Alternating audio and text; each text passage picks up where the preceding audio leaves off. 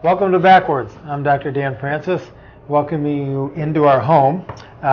We've done this before, and we decided that we're going to add a little to our diet. I am with two lovely ladies, Dr. Cheryl Ziegler, a dear friend of our families, and my wife, Dr. Jean Francis.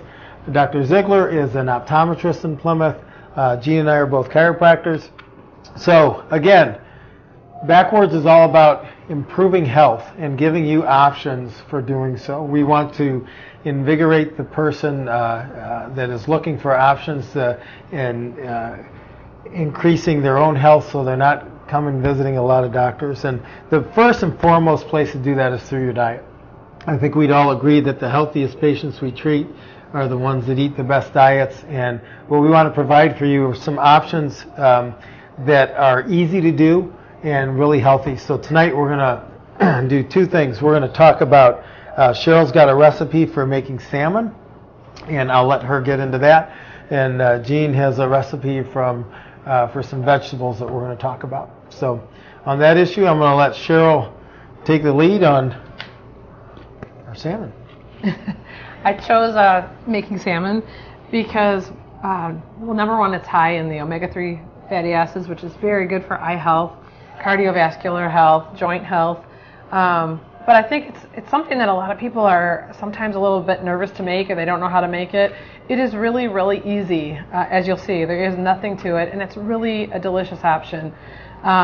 We'll talk a little bit about the American diet, and adding salmon in is a great source of nutrition. So where'd you get this salmon? I chose the salmon. This is natural, genuine Atlantic salmon. When you go to the store to look for salmon, you'll see the option to buy like a farm-raised fish, and you lose some of the health benefits with the farm-raised type. This might be a little bit more costly, but the nutritional value of a fish naturally swimming in the ocean, feeding off microalgae, and the difference. This is Michael Pollan wrote some good books on nutrition, great books on nutrition actually. And In Defense of Food was one book that I really enjoyed. And in that, he talked about salmon, and he talked about farm-raised salmon versus wild salmon. And he made the point that it's not what you eat, it's what you ate. And that's what we're trying to get at here with I'll use this one, with a wild salmon. It ate real food that it was naturally made for. And because of that, because it's eating algae and things that have the omega-3s in it, its body has omega-3s in it.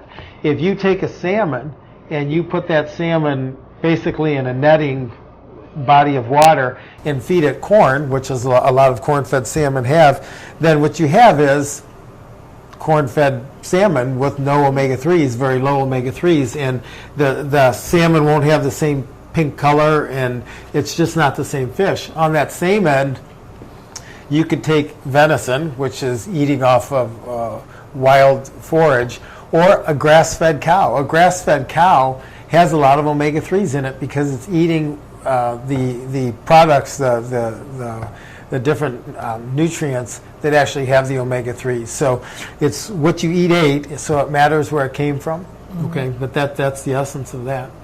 So there's several different ways you can make salmon. We chose just broiling it because it turns out delicious and it's super easy. So the first thing you do is preheat your broiler because it doesn't take long to prepare, which we've done. And if you buy salmon from the store like this, we recommend that you just rinse it off first. So that's what we'll do. You want this open? Yep.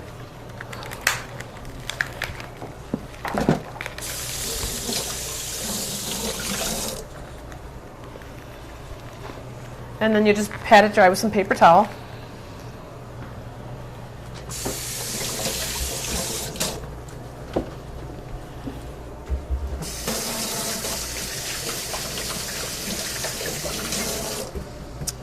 And we're going to put just a little bit of olive oil in the pan. Can you do that for me, Jane? Just put a little olive oil just in this pan, so that just to keep it. So olive oil is a great nutrient, and why do you both use it? I've had the pleasure of eating their gourmet food, and watching them both evolve. And that's something you have to understand. I think we've known each other for all of 16, 17 years, Cheryl. Mm-hmm. Jean and I have been married over 20 years. It's over 21 now.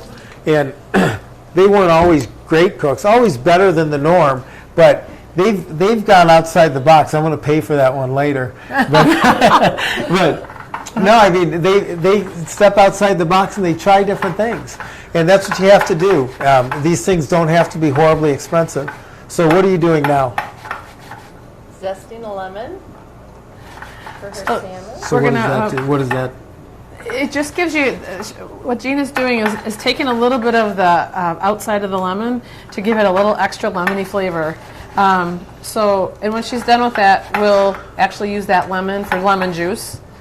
For the fish? Yeah. So does that zest, does that contain more of the essential oils? Is that why it creates that? There are essential oils, and it has also, so there's health benefits, and it's also great for the flavor. Mm-hmm. Got it? Yeah. I'm going to pass the juicer. Mm-hmm. So does that give it, you're going to put that on top of this so it creates the texture? Yeah. So the first thing we'll do, we're just making, this is the benefit of squeezing a fresh lemon versus buying the lemon in the little, in the bottle or in the little fake lemon in the grocery store is just, once again, real food, whole food. It's healthier. There's so much of health benefit from just a lemon. Yeah, in fact, one of our guests on our shows is going to be Elise Cantrell, and she recommends taking a third of a lemon and squeezing that into hot water with a little bit of honey as a drink a few times a day. Lemons are very cleansing to the liver and to the whole body for detoxing. So she's just pouring this on top of the fish all over.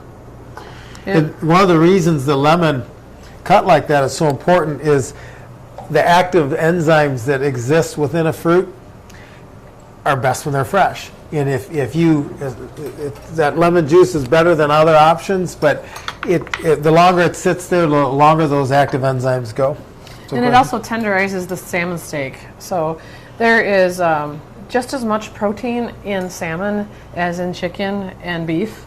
It's a great source of protein. And sometimes people are scared off by the fishy taste. If you prepare it right, really with the lemon, and we're going to put a little bit of dill on it, it's very delicious. So after you put the lemon juice on, we've melted just a little bit of butter, and butter isn't bad. Don't be afraid of having a little bit of butter. Butter's better. Butter's better.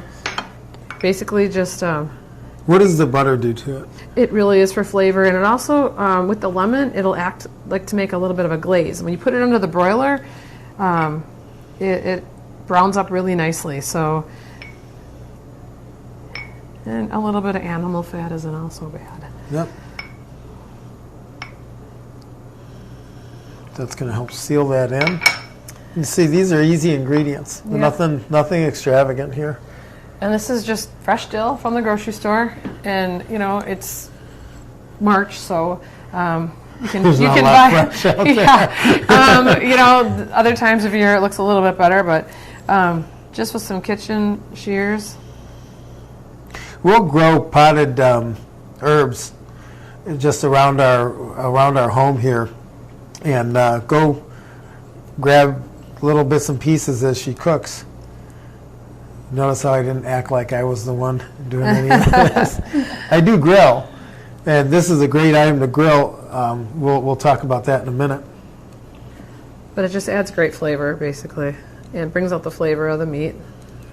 And herbs and spices, they have a lot of micronutrients in them also. So when you're adding little things like this, they actually have there's a heavy potency to their health benefits, and you can talk about ginger and turmeric, and there are so many different health benefits to the eyes, to the muscular and skeletal system. So it's if you get into a rut with your diet and always have the same thing, the problem is you start losing out on other nutrient groups and other health benefits. So It's ready to go into the This is ready to go in the oven. So let's show it. You basically want to put it just pretty good. maybe 3 to 5 inches from the broiler. We've got it preheated. I'm going to put it on the top shelf, and you always put the skin side down first. After about 3 minutes, you may have noticed how the salmon was almost translucent when you look at the meat, if you guys zoomed in on it. You want it to be more of an opaque consistency. So after about 3 minutes, 3-4 minutes, you want to flip it over and get the other side done. If you are not comfortable with when the salmon is done, you could use a meat thermometer, and you're looking for a temperature of 140 degrees if you insert it right into the middle of the salmon steak. So you could serve it just with a salad. You could serve it with veggies. You could make a grain to go with it, really whatever you like. It's just a really nice, easy option. And this is something that you could do when you come home from work for, people that are working all day.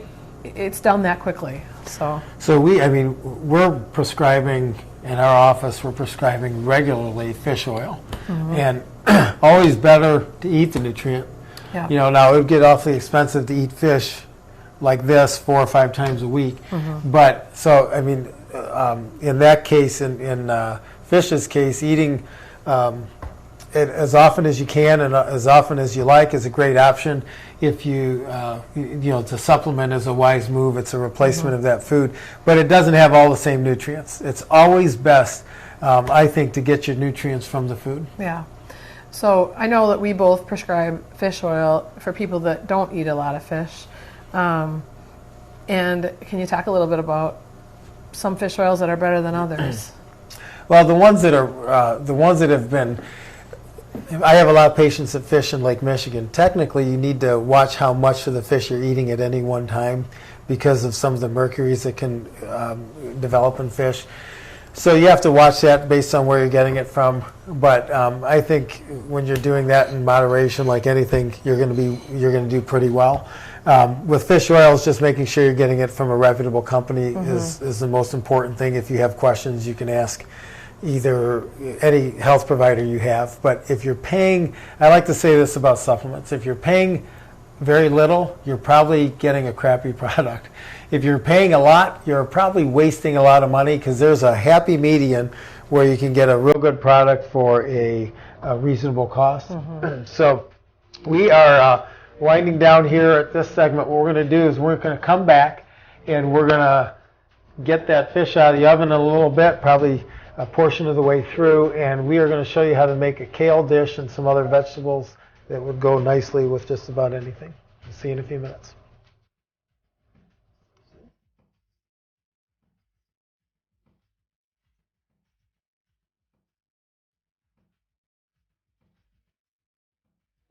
We're talking back and we're talking weight. One of my favorite ways to maintain weight is through proper diet. And a good friend, Elise Cantrell, who we had on the show, she talks about the 40 Days to Enlightened Eating in her diet book. I shouldn't say diet book. It's a lifestyle book. And that's what it should be. Your lifestyle should be your eating should be a lifestyle that enhances your life. And her book is a wonderful way of doing that. 40 individual days that it talks about different aspects of diet, from how you should pick your foods to organic or not organic, some exercises to help. It's very all-encompassing in its gentle and easy way. It's not a fad. It's not something that you'll forget. It's something you can digest each day. I highly, highly recommend it, because if you keep your body at a normal weight, you're going to have less back pain. We'll be right back. Here we are. We're in our second segment. We are going to, with Dr. Jean, she's going to show us a recipe using kale.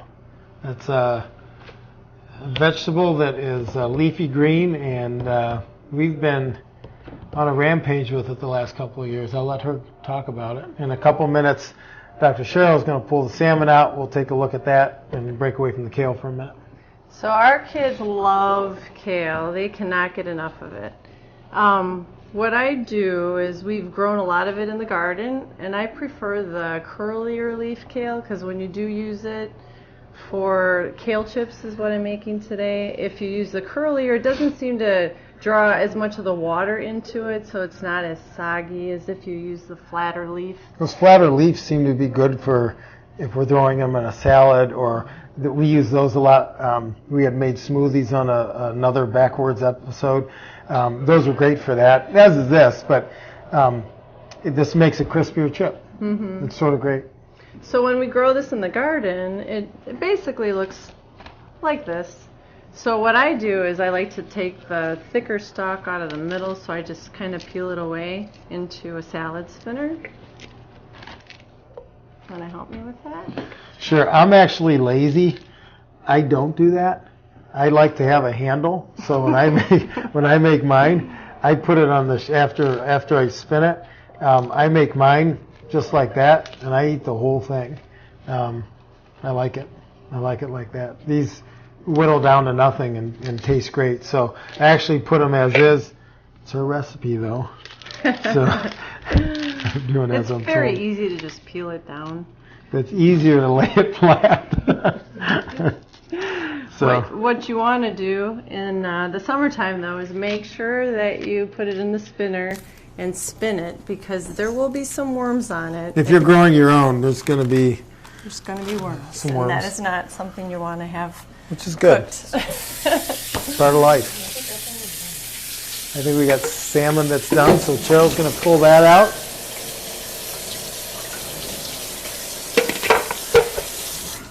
So this has just been baking for 10 minutes.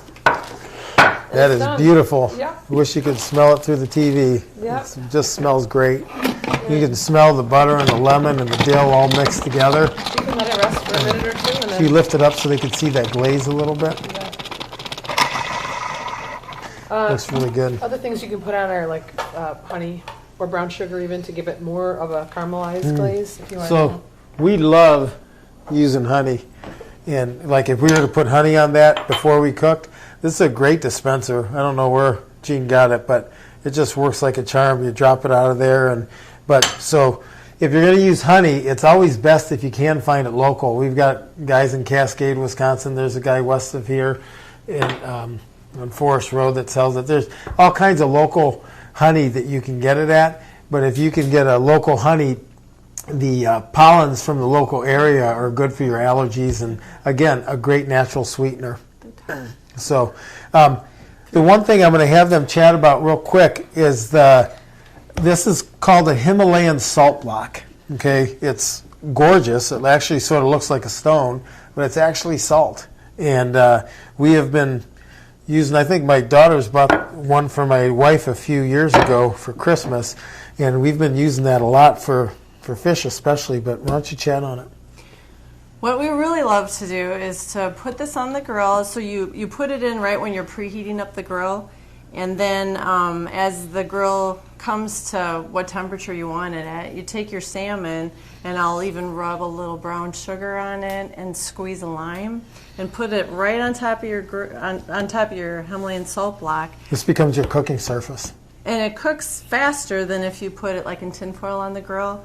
And what it does is it soaks up the salt, the naturally salt in the pink Himalayan salt block, and it gives it a salty flavor, but yet it doesn't have you retain salt in your body, so you're not going to get all swollen. Well, it's not refined salt. Refined salt, just like refined sugar or anything refined, you've lost the mineral content with it. You've lost the other essential minerals that make it a food product.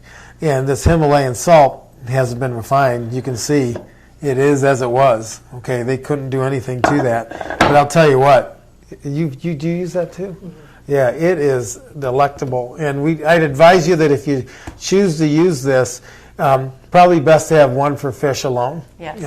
Because it does season based on what you've cooked with it. But it's great stuff. So a great option to add an essential flavor to your fish.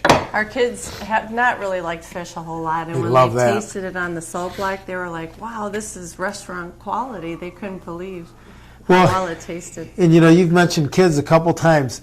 It drives me crazy when people say, but my kids won't eat like that. There's nothing genetically special about our kids that make them eat well other than they've been exposed to it.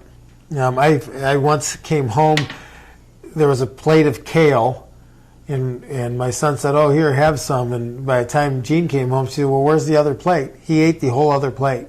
So if you provide good food for your kids and use the other stuff in moderation, they're going to eat well, and they're going to be a lot healthier as a result of it. So what I'm doing is placing the kale that I've taken off the stalks after I wrung it out in the salad spinner on the cookie sheet, but I'll add just a little bit more that we already have in this bag. How much would that bag cost? I think this was about $2.98. It's not very expensive for this big bag. I mean, look at that. This stuff is packed in there. It comes out like the fishes in the loaves. There's a lot in there. Now, that said, this sheet whittles down, you'll see, but it's still, that makes a lot. That makes a lot.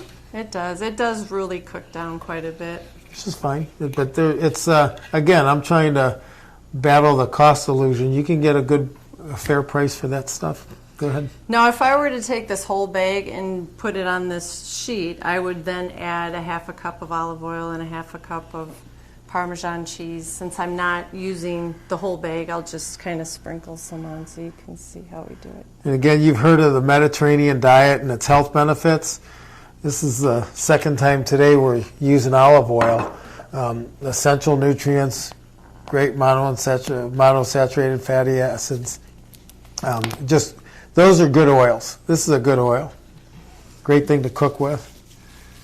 Now, I like the finer Parmesan cheese because it's ground up a little more, so I think it goes, a long way, and it gives more of the flavor when you use that versus the... There's more contact. It's all surface contact. Now, the other things you can do with this dish, if you don't like Parmesan cheese, when I do it, when I'm home alone, we'll do some Himalayan sea salt. You can use that on there, put a little zest on there. I am a pepper fanatic. You can't see my eggs in the morning because it's so dark. So you can put a little pepper on there. That too makes a great dish. And last but not least, if you like things with a little bit of giddy up, a little red pepper flakes to your liking. A lot of times we'll do that, and that works well. Now, do you mix it up, or do you just roll the oil on like that? How do you? I usually just splash it on and splash the Parmesan cheese on, and then put it in the oven for about 10 minutes at 350, 325, depending on how hot your oven is. You really do want to watch it. If it gets too hot, you'll notice that the kale will start getting a little brown.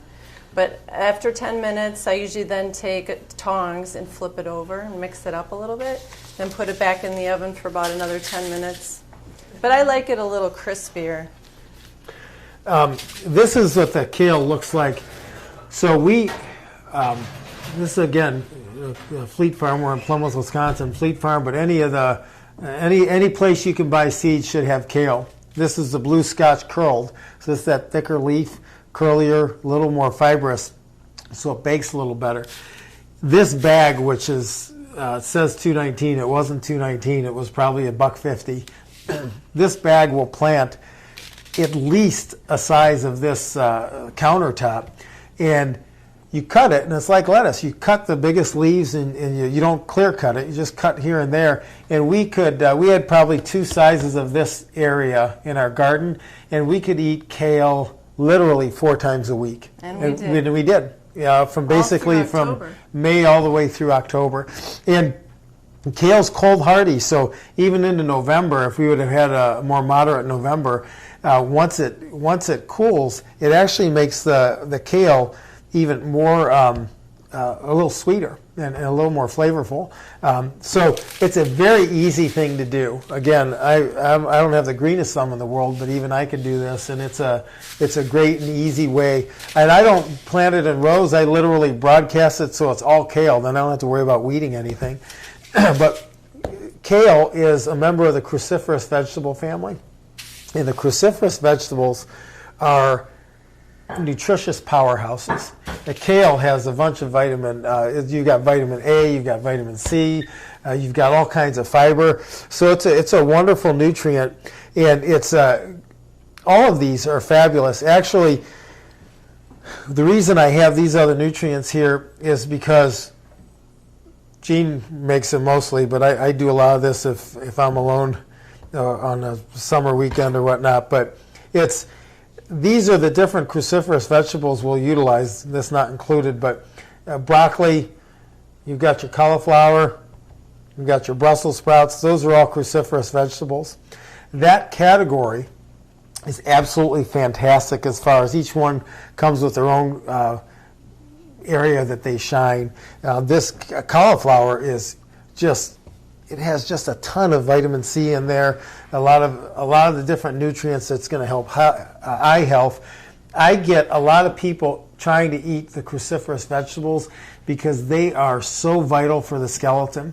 If you're someone who's taking a bunch of calcium every day, you're sort of missing the boat as far as how your bone is made. Your bone isn't just calcium.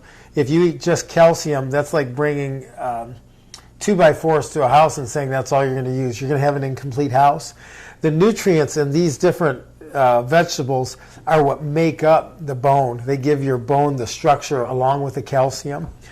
So we do that same recipe on all of this. Not necessarily the cheese, but we think we do that more on the kale.